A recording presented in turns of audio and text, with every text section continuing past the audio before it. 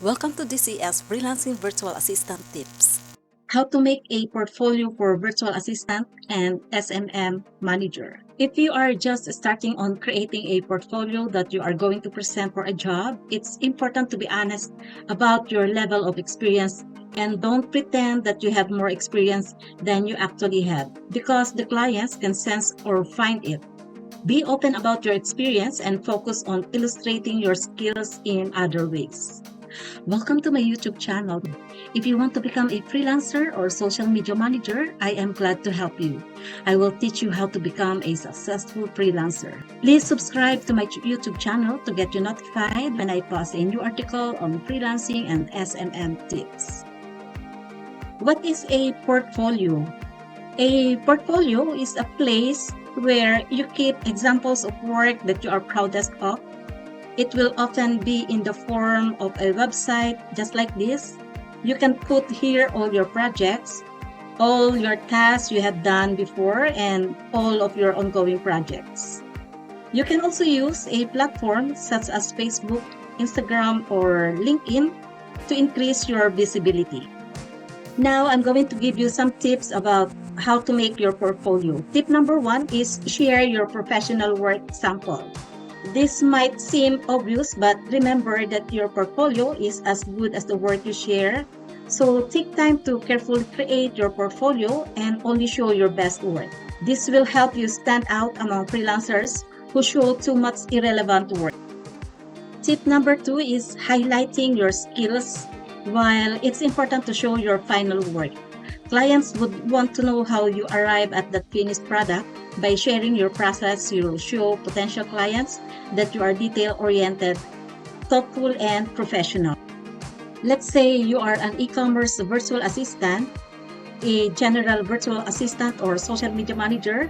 Show them the process of how you do the product research testing, social media content creation, or planning and marketing strategy for your clients. Tip number 3 is providing proof or evidence. This could be testimonial reviews or any other form of feedback from your past and current clients. Social proof is so important to let the client see how much value you can bring in their business. So this could also be your messages from your clients telling you how much they appreciate you. It's already good enough. The fourth tip is making it easy to navigate. You don't want your clients spending too much time looking for information, so make your portfolio organized and easy to use. The next tip is keeping it up to date. Your portfolio should always be a work in progress, and you need to regularly update your skills with your latest work or best work. This will show your potential clients that you are constantly evolving and that you are improving your skills. Now, you might be asking how about freelancers who are beginners who have no social proof yet, but no clients yet, how they create a portfolio. So for beginner freelancers, the first date that I have for you is still to focus on your best work, even if you are just starting out. You probably have worked on certain projects in the past that you are particularly proud of. Showcase your skills and expertise.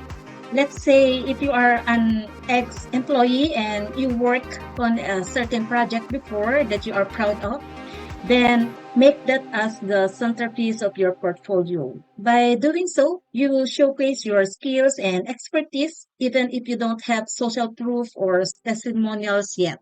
Next tip is to create mock projects if you don't have any actual client work to show. Consider creating mock projects that will demonstrate your skills and expertise. It could be, let's say, a redesign of a website. By creating mock projects, you will be able to showcase your skills in a way that's both impressive and relevant to your potential clients.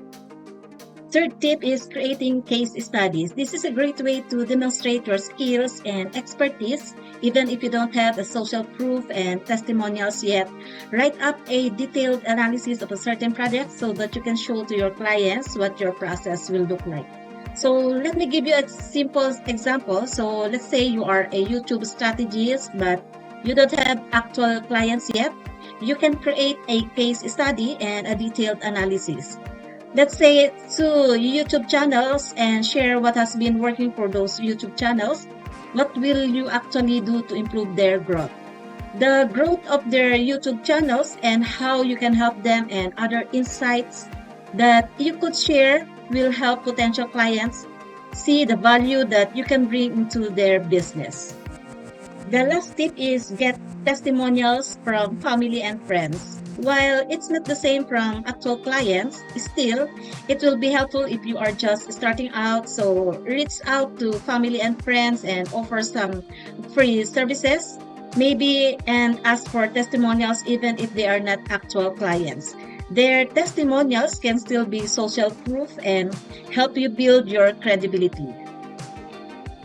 So as a freelancer beginner, you should have to be transparent about your experience. If you are just starting out, it's important to be honest about your level of experience. And don't pretend that you have more experience than you actually have, because the clients can sense it or find it later on. So be upfront about your experience and focus on showcasing your skills in other ways. These are some tips for you when creating your portfolio. Before we end this video, if you are at the stage where you want to build your freelance foundations, you want to learn and master a freelancer or social media manager skills, and you want to learn more marketing strategies for your freelance services, then I invite you to join our apprenticeship programs in Digital Consultancy Academy, wherein we will teach you everything that I have mentioned here. This way, you can use it as your own portfolio when you have completed the training that you can show to your future clients. You can check our PayHip website link below for more details.